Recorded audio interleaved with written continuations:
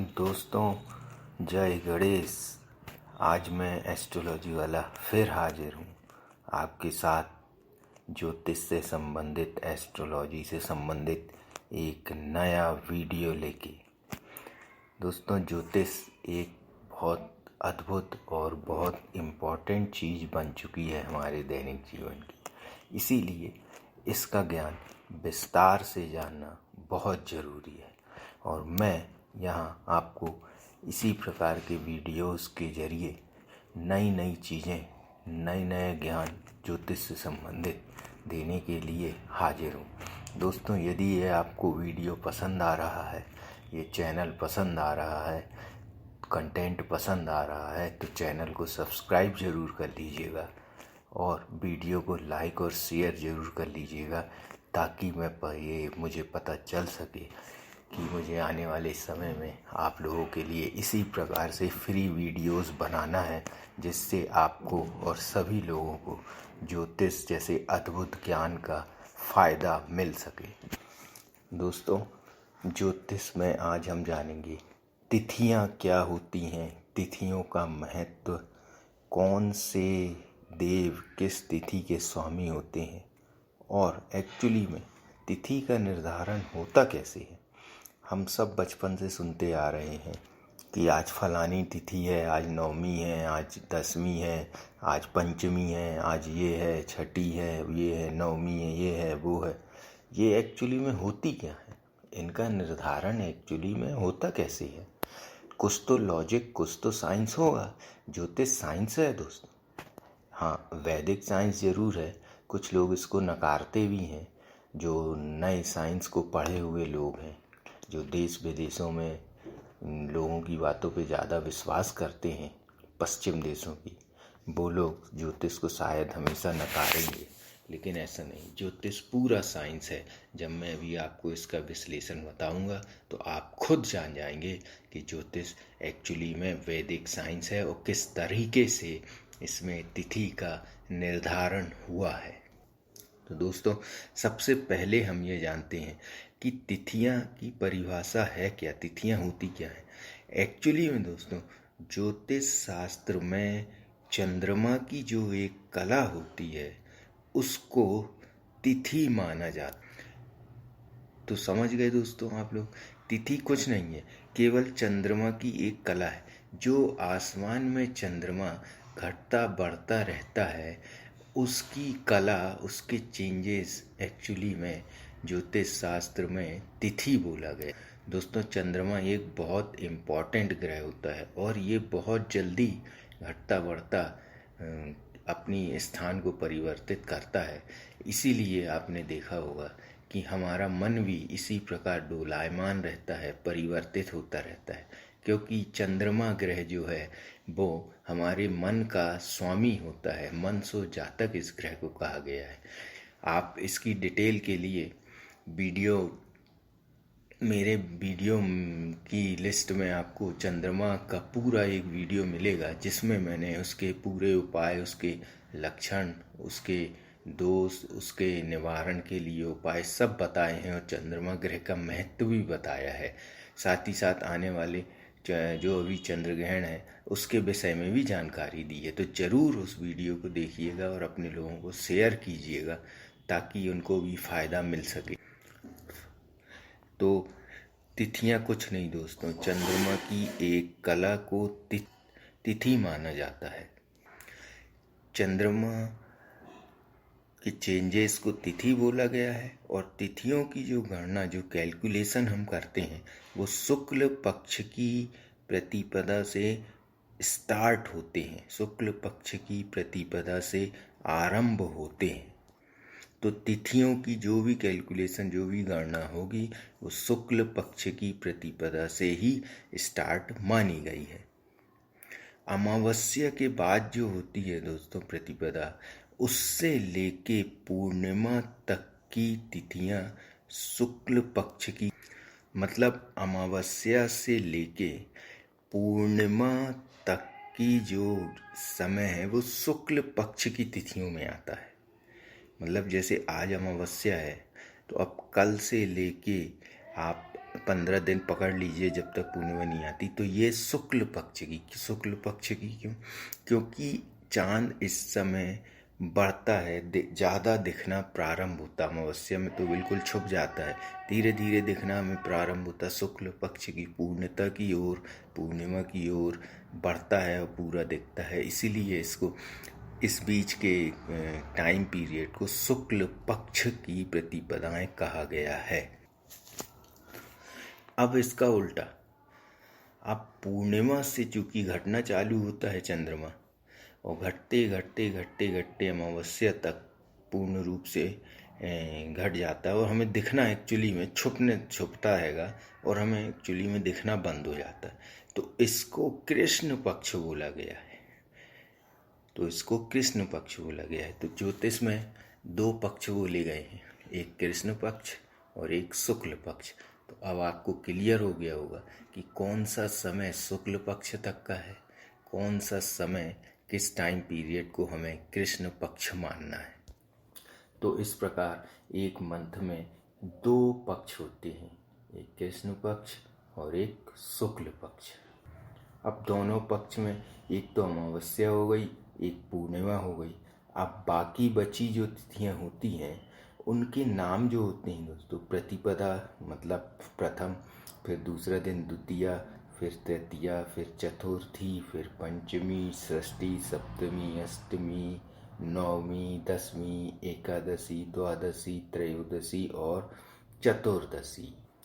अब यदि शुक्ल पक्ष चल रहा है और चतुर्दशी आ गई है और फिर जाके जो है आपकी 15वीं, चतुर्दशी के बाद जो 15वीं तिथि आएगी और शुक्ल पक्ष का पीरियड चल रहा है, तो जो 15वीं होगी वो कहलाएगी पूर्णिमा, क्योंकि शुक्ल पक्ष में चंद्रमा पूरा दिखता है बढ़ता हुआ, तो वो पूर्णिमा था। अब इसका उल्टा ले लें यदि हम, कि पूर्णिमा से अब जो चंद्रमा दिखना कम होगा, घटेगा, तो वो उसकी जो चतुर्दशी के बाद की जो 15वीं आएगी वो कहलाएगी अमावस्या।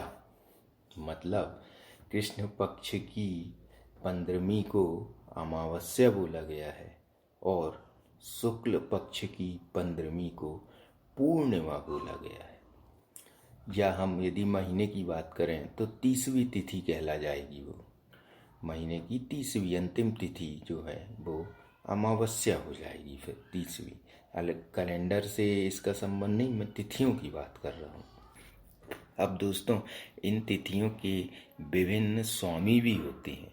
हर एक तिथि का एक स्वामी होता है, उसी के अनुसार ये तिथि का नेचर होता है, उसी के अनुसार वो दिन रहता है।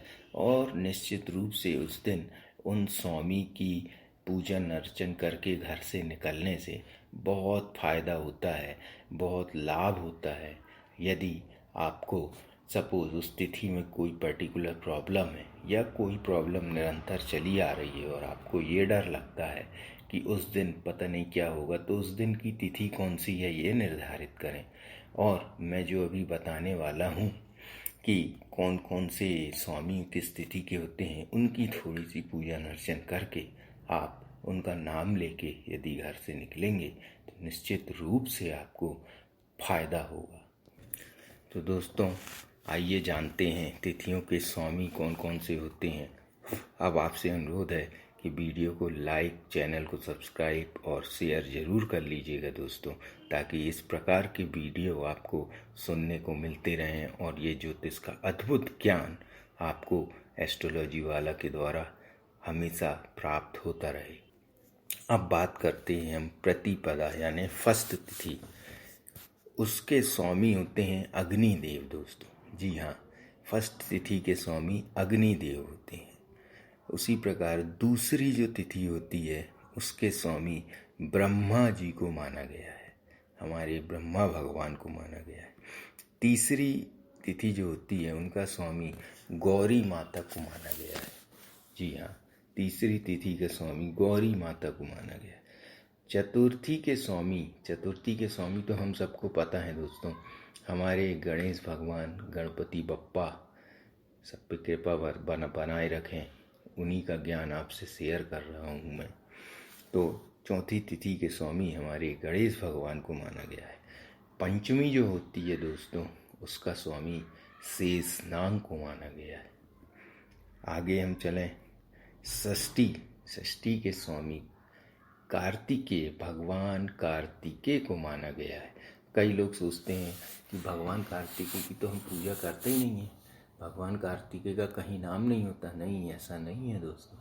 भगवान कार्तिकेय षष्ठी तिथि जो है उसके स्वामी माने गए हैं। अब सप्तमी के स्वामी हमारे सूर्य नारायण को माना गया है दोस्तों। इसके बाद आती है अष्टमी का स्वामी तिथि के अनुसार शिव जी हैं, भोले बाबा हैं अष्टमी का स्वामी। इस दिन जरूर हमें अभिषेक करना चाहिए दोस्तों, भोले बाबा का अभिषेक जरूर करें। थोड़ी सा हो सके तो 2 मिनट 5 मिनट का ध्यान जरूर करें। भोले बाबा की पूजा बिना ध्यान के अधूरी मानी गई है। आप भोले बाबा की खुद प्रतिमाएं देखें, मूर्ति देखें, भगवान खुद ध्यान की अवस्था में बैठे हैं। तो यदि जब तक आप उनका ध्यान नहीं करेंगे तब तक आपकी पूजा भी कंप्लीट नहीं मानी जाएगी। बस ध्यान करें और मन में बुदबुदाएं ओम नमः शिवाय, ओम नमः शिवाय, और बस करते रहें, भक्ति भाव से करते रहें। कभी आपको किसी भी प्रकार की कोई प्रॉब्लम नहीं आएगी। अब हम आगे बढ़ते हैं। नवमी की स्वामी माता रानी माँ दुर्गा है। सबको पता है लेकिन फिर भी मैं बता रहा, नवमी की स्वामी माँ दुर्गा है दोस्तों। माता रानी की सेवा नियम पूर्वक करने से अद्भुत परिणाम मिलते हैं।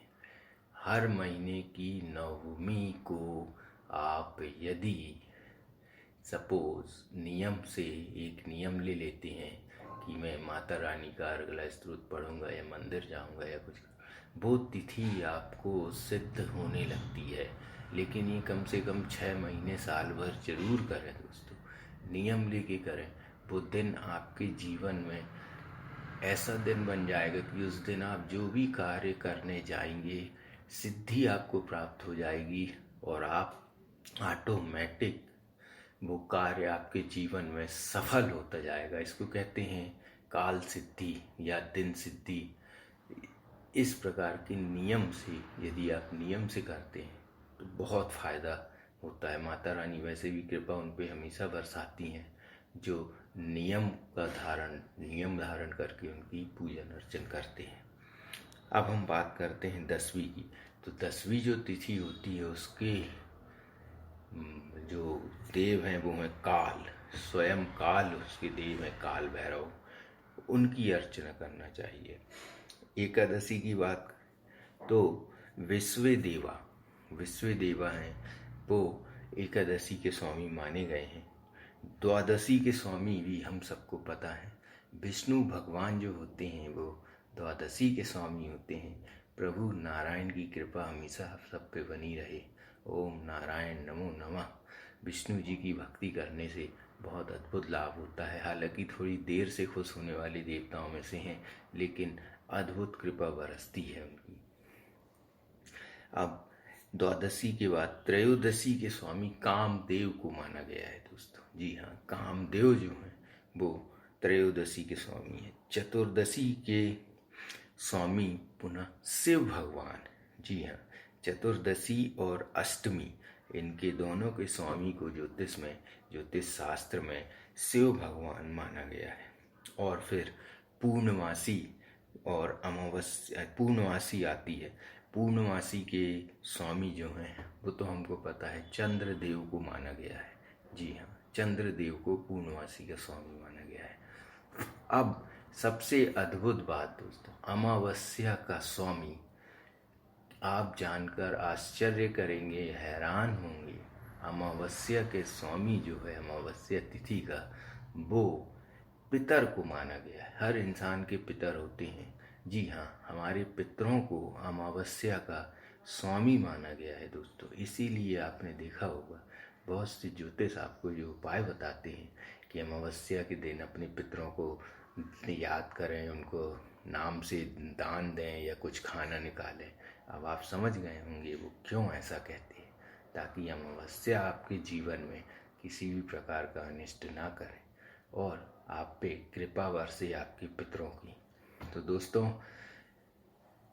आशा करता हूँ ये वीडियो आपको पसंद ज़रूर आ रहा होगा और आप चैनल को सब्सक्राइब और वीडियो को लाइक और शेयर ज़रूर करेंगे। और साथ ही साथ यदि आपको ये कंटेंट पसंद आ रहा है दोस्तों, तो कमेंट बॉक्स में ज़रूर मुझे बताइएगा, ताकि मैं आने वाले समय में और भी अच्छे अच्छे वीडियो और भी ऐसी अद्भुत जानकारियाँ आपके साथ शेयर कर सकूँ ज्योतिष की। साथ ही साथ यदि आप चाहते हैं कि मैं किसी पर्टिकुलर टॉपिक पे या किसी पर्टिकुलर कुंडली पे कोई वीडियो बनाऊं, तो मुझे आप कमेंट बॉक्स में ज़रूर बताइएगा दोस्तों। जय गणेश दोस्तों।